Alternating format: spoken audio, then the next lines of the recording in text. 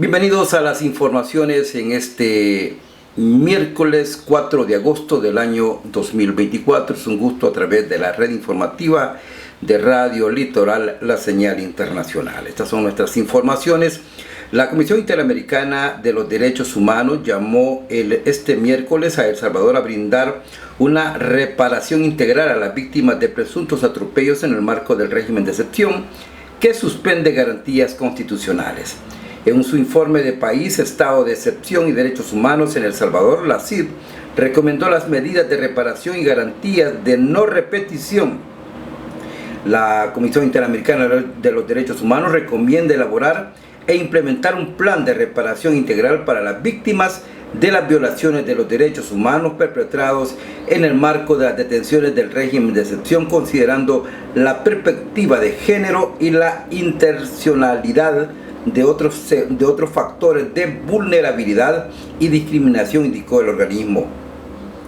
Apuntó que esta recomendación se da ante las denuncias de detenciones ilegales y arbitrarias y sistemáticas generalizadas por parte de las fuerzas de seguridad, así como de otras violaciones de derechos en las instancias de administración de justicia y espacios de privación de libertad. Seguimos con las informaciones en este miércoles 4 de agosto. Pues bien, investigadores de la UCA han revelado sobre el crítico estado del agua en algunos ríos del país.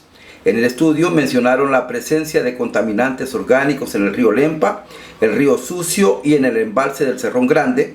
Entre los contaminantes se encuentran fármacos, pesticidas y productos de cuidado personal. Las tres fuentes suministran agua en San Salvador. El doctor Ricardo Navarro, quien es presidente del CESTA de hace muchos años, dice que es fundamental colocarle cifras al nivel de contaminación por el que atraviesa el país, especialmente por la presencia de nanopartículas de plástico en el cuerpo humano. Estudios aseguran que hay al menos 240,000 micropartículas en el cuerpo humano, dijo el especialista.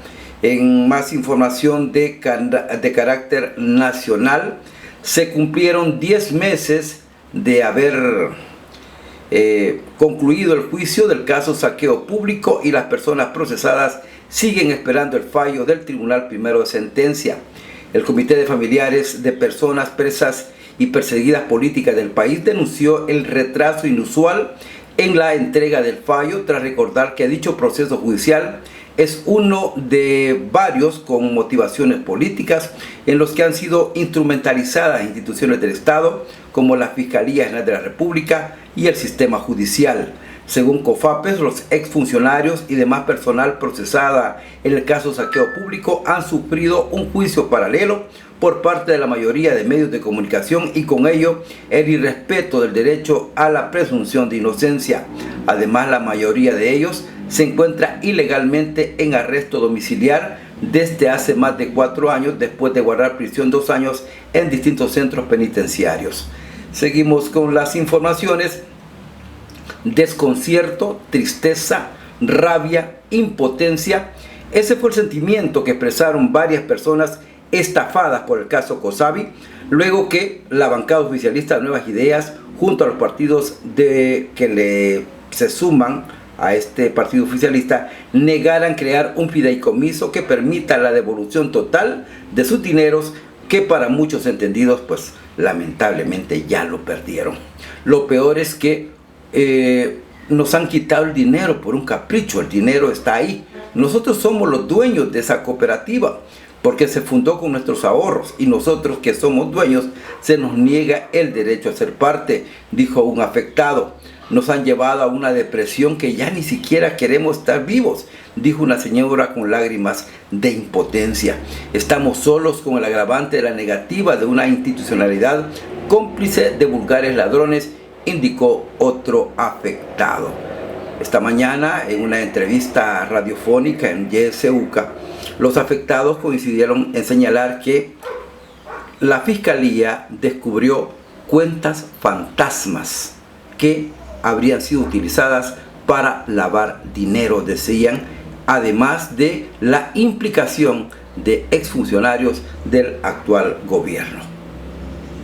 Vamos con las notas internacionales. El gobierno de Venezuela trata de forzar el exilio de la máxima figura opositora asociada a la elección del 28 de julio a pesar de sus efectos negativos en la imagen de Nicolás Maduro y en el expediente de la Corte Penal Internacional, valoran analistas. El gobierno venezolano ha decidido judicializar y silenciar antes de enero de 2025 al aspirante presidencial opositor Edmundo González Urrutia para afianzar su estrategia de miedo y dejar atrás las dudas sobre la reelección de Nicolás Maduro. En más información de carácter internacional, un reconocimiento incriminatorio por parte del cuñado de la presidenta de Honduras, Xiomara Castro, apenas días después de que la nación anunciara que pondría fin a un tratado de extradición con los Estados Unidos, está azuzando temores entre los hondureños de que continúe el legado de corrupción en el país.